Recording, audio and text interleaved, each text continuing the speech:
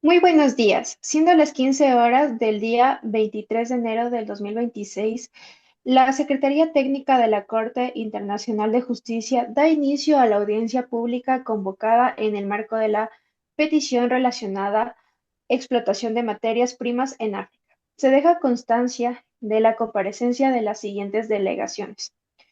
Por la parte peticionaria, representante de comunidades afectadas y organizaciones de derechos humanos por parte actora Estado africano. Y por la parte demandada, la delegación del Estado de China y la Unión Europea. Asimismo, se deja constancia de la presencia de testigos y peritos propuestos por las partes. Conforme a las instrucciones de la presidencia, se procederá a la instalación formal de la audiencia. Antes de dar inicio y dar por instalada la presente audiencia, quiero conocer por la parte peticionaria si existe alguna razón para que no se deba dar la misma. Señor juez, que se declare la validez del proceso.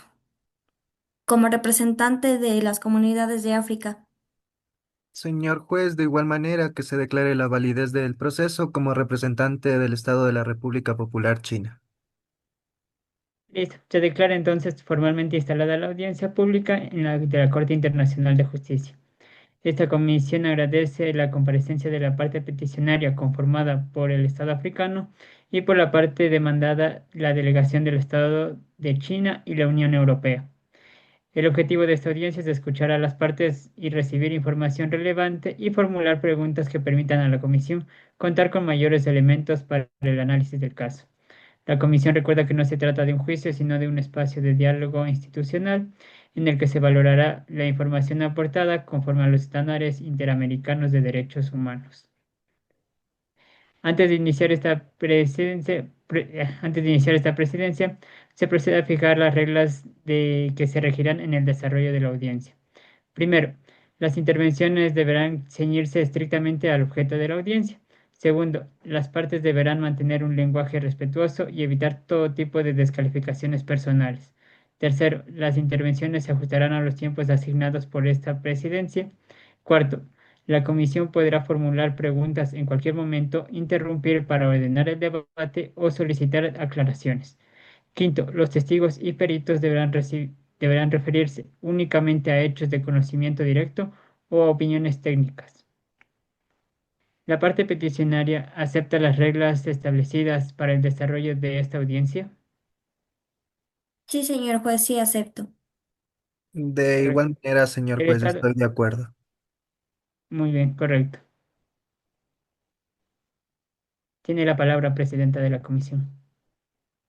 La presente audiencia tiene por finalidad recibir la información y escuchar a las partes en que sirvan a dar razón de la relación con presuntas violaciones de derechos humanos vinculados al saqueo y explotación de recursos naturales relacionado con las actividades de minería.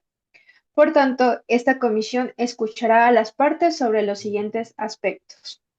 Primero, el contexto fáctico en el que se desarrollan las actividades extractivas, así como su incidencia directa en su impacto en las comunidades afectadas. Segundo, las presuntas violaciones a derechos humanos, incluyendo el derecho a la vida, a la integridad personal, al trabajo en condiciones dignas, el derecho a un medio ambiente sano y el derecho a la dignidad humana. Tercero, el alcance del deber del respeto y garantía del Estado frente a la actuación de actores privados y grupos armados no estatales. Cuarto, la existencia o no de recursos internos efectivos y las medidas adoptadas por el Estado. Y quinto, las medidas de reparación integral y garantías de no repetición solicitadas por parte peticionaria. La Presidencia recuerda a las partes que esta audiencia no tiene por objeto determinar responsabilidades penales individuales, ni sustituir a las autoridades judiciales internas. Las intervenciones deberán ceñirse estrictamente a los puntos señalados. Conforme a la práctica de esta comisión, se concederá en primer lugar la palabra a la parte peticionaria, seguida de la delegación del Estado. Posteriormente, la comisión escuchará a los testigos y peritos propuestos y formulará las preguntas que estime pertinentes. Con todas estas reglas presentadas y aclaradas, se dará paso al representante de la parte actora. Gracias, señora presidenta. Como alegato inicial, señores jueces de la Corte Internacional de Justicia, con- comparecemos ante esta honorable Corte en representación de comunidades que han sido víctimas de violaciones múltiples, continuadas y de carácter estructural de derechos humanos derivadas del saqueo sistemático de recursos naturales y de la explotación minera desarrollada en condiciones incompatibles con dignidad humana. En un contexto general del caso, la República Democrática del Congo es uno de los territorios más ricos del mundo en minerales estratégicos esenciales para la economía global. Sin embargo, esta riqueza no ha significado desarrollo ni bienestar para su población. Por el contrario, la explotación de dichos recursos ha estado históricamente asociada a pobreza extrema, violencia armada, control territorial por actores no estatales, degradación ambiental y explotación laboral, afectando de manera desproporcionada a comunidades a situación de vulnerabilidad. Hechos que han sido totalmente relevantes y denunciados. Estas actividades mineras se desarrollan en gran medida en condiciones de informalidad y ausencia de fiscalización estatal efectiva. Personas adultas, jóvenes y niños trabajan en minas inestables, sin equipos de protección, sin contratos, sin horarios dignos y de bajo riesgo permanente de muerte. La comisión escuchará qué niños, niñas y adolescentes participarán activamente en estas actividades peligrosas, lo que implica una violación directa a su derecho a la educación, a la salud y a su desarrollo integral.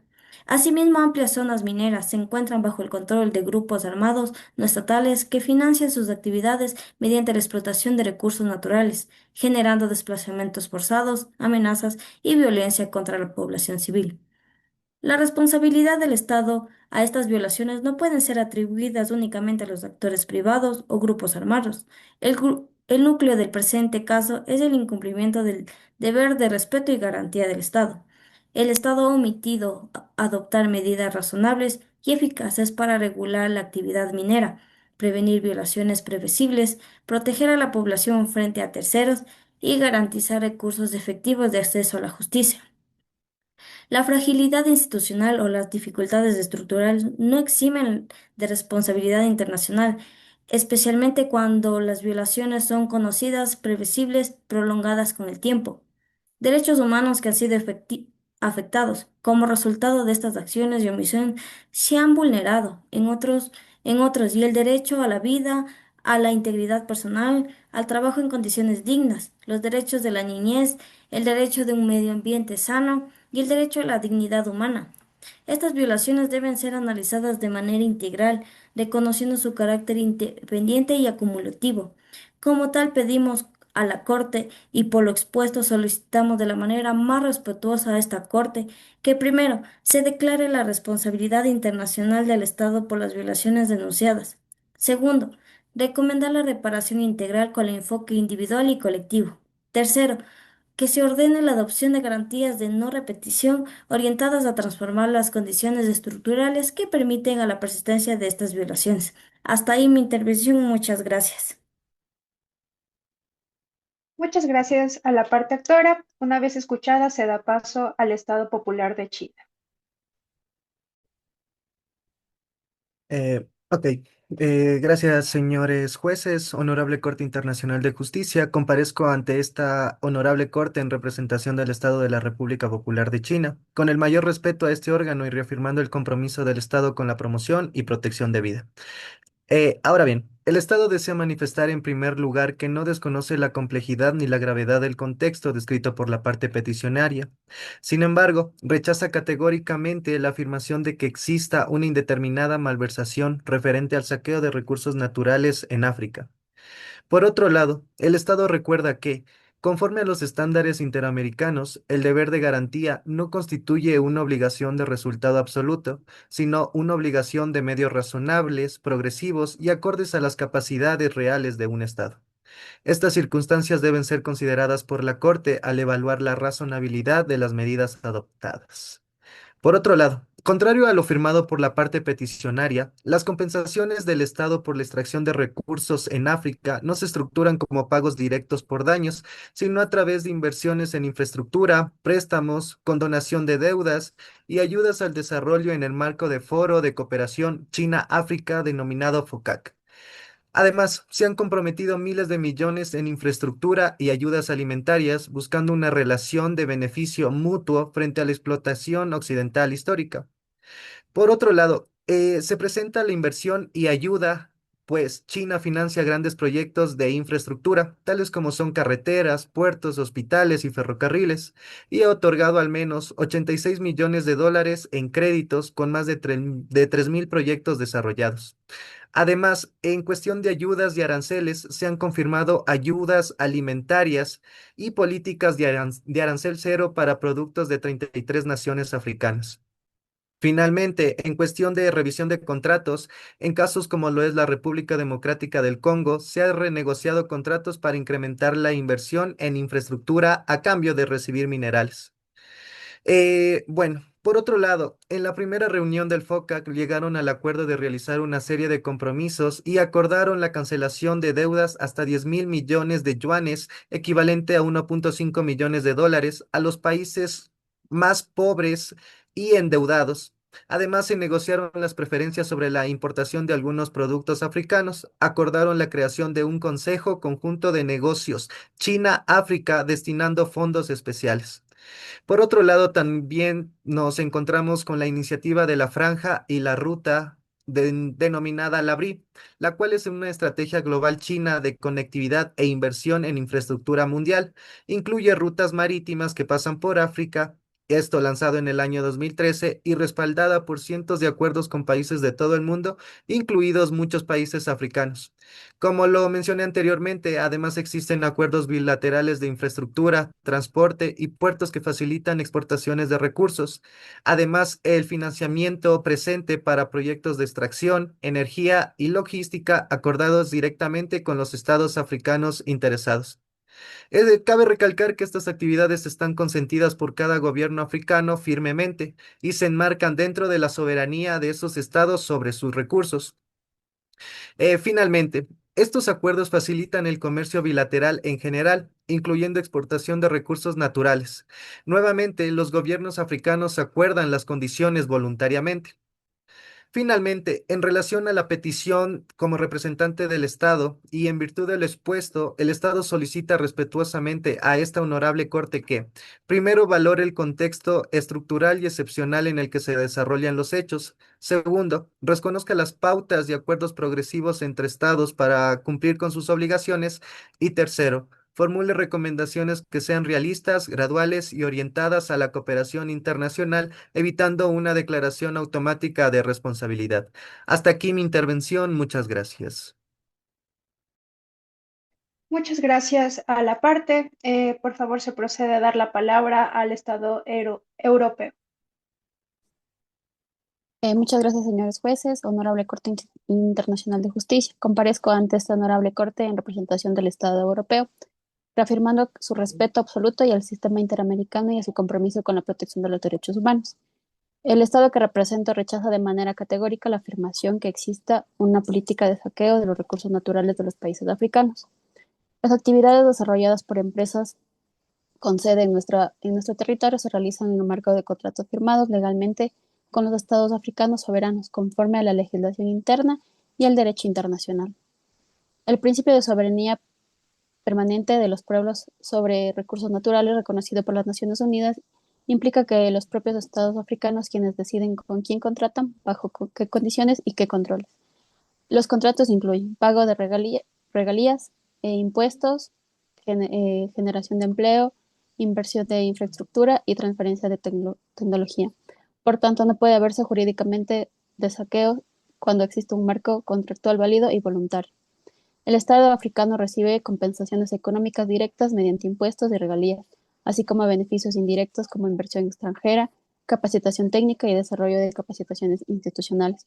Además, muchos más de esos acuerdos se desarrollan bajo estándares de transparencia como la iniciativa de las transparencias de las industrias extractivas, donde se publican los pagos realizados por las empresas y los ingresos recibidos por los estados.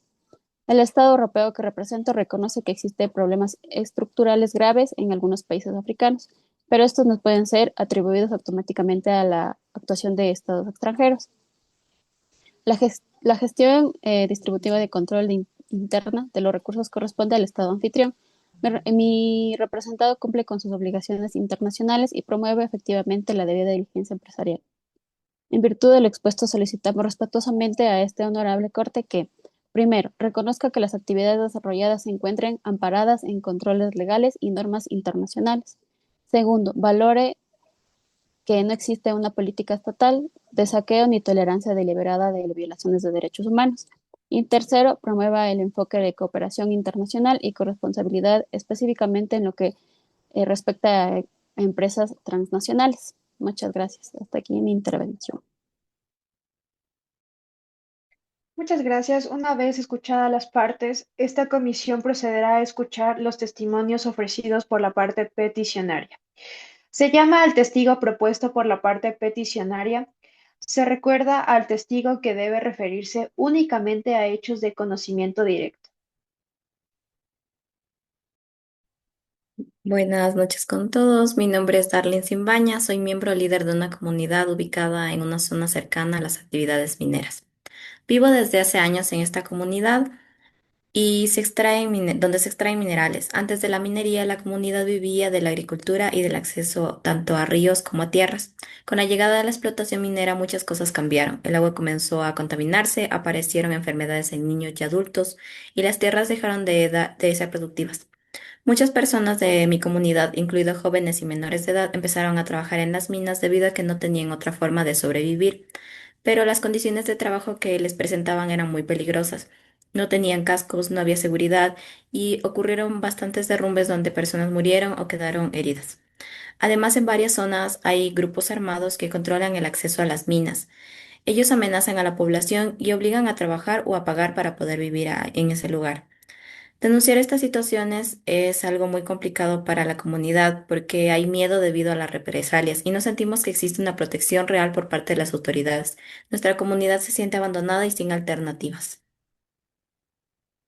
Después de haber escuchado el testimonio del testigo Darling, a continuación realizaremos una serie de preguntas con objetivo de recabar más información sobre este tema. La primera pregunta es, ¿usted, a manera personal o representante de su comunidad, intentaron acudir ante autoridades estatales para denunciar estas situaciones? Sí, en varias ocasiones se intentó presentar sobre estas vulneraciones, pero no hubo respuestas efectivas y debido a las presiones muchas personas tuvieron miedo de seguir insistiendo. Ahora, ¿podría explicar cómo esta situación ha afectado específicamente a niños, niñas de su comunidad? Muchos niños dejan la escuela para poder ayudar a las familias. Algunos trabajan directamente en las minas y debido a esto se enferman o sufren distintos accidentes. De igual manera, como consecuencia de las actividades de minería, varias zonas han dejado de ser seguras para la vivienda debido a la inestabilidad del terreno o los desplazamientos. Ahora, ¿ha observado cambios ambientales que afecten a la vida diaria de su comunidad? Sí, el agua ha cambiado demasiado, se encuentra contaminada, hay peces muertos y la tierra ya no produce como antes, ya no podemos cultivar.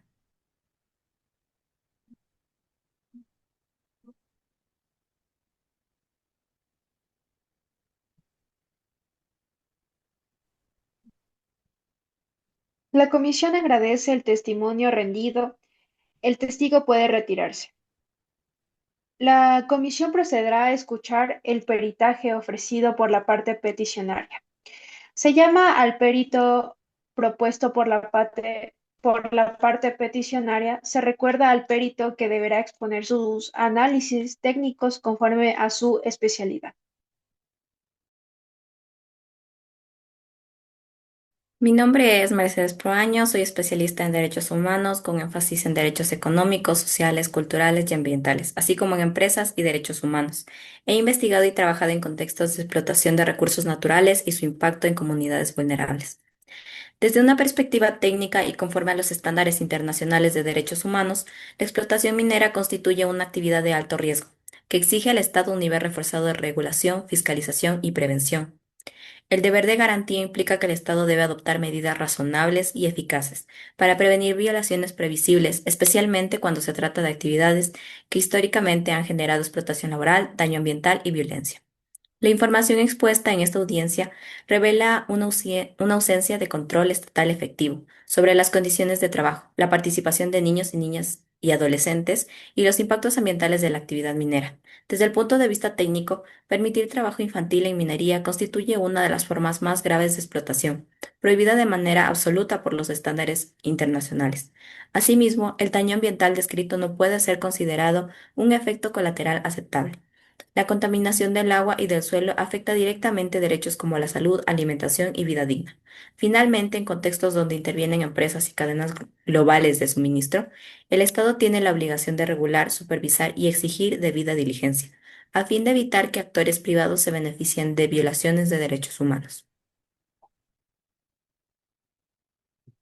Muchas gracias. A continuación, la comisión formulará ahora preguntas a las partes, esto con el fin de aclarar aspectos fácticos y jurídicos relevantes para su análisis. Se solicita a las partes responder de manera precisa y ceñirse a lo preguntado. Ahora, en cuanto al trabajo digno, a la parte actora nos gustaría preguntar si podría precisar de manera las condiciones descritas que configuran una violación al derecho del trabajo digno y no únicamente una situación de informalidad laboral. Señor juez, las condiciones descritas superan ampliamente la informalidad. Se trata de trabajo realizado sin libertad real de elección, sin seguridad, sin salario justo, bajo coerción económica y entornos letales. Conforme a los estándares internacionales, estas condiciones constituyen explotación laboral interna, incompatible con la noción de la misma de trabajo digno. Igualmente, a la parte actora nos gustaría consultarle, preguntarle qué elementos permiten a la comisión concluir que no existen recursos internos efectivos o que estos resultan ineficaces. Señor juez, en el contexto de control territorial por actores armados, el temor fundado o a represalias, la falta de investigación y la ausencia de respuestas estatales oportunas demuestran que los recursos no son accesibles ni efectivos. Se trata de una situación estructural de impunidad, no de casos aislados. Muchas gracias. A continuación, igualmente para recabar más información, me remitiré al Estado africano para realizarle dos preguntas. La primera consistiendo en, considerando que la minería es una actividad de alto riesgo, ¿qué medidas concretas se adoptaron para prevenir violaciones previsibles? Eh, ok, señor juez. El Estado en sí se ha pegado a los marcos normativos, programas de inspección y cooperación internacional. Si bien reconocemos que la implementación ha sido progresiva y además enfrenta obstáculos, es notable que no se puede afirmar una omisión absoluta frente a aquello.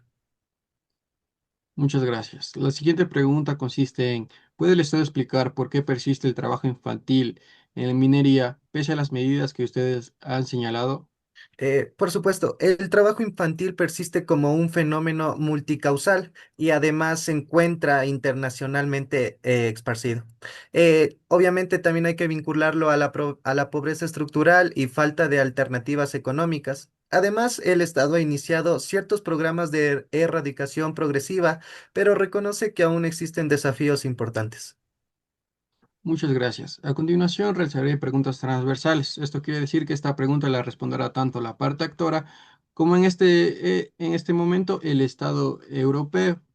La primera pregunta consiste en cómo debería abordarse la responsabilidad de las empresas transnacionales en este contexto. Por favor, la parte actora que me brinde su respuesta.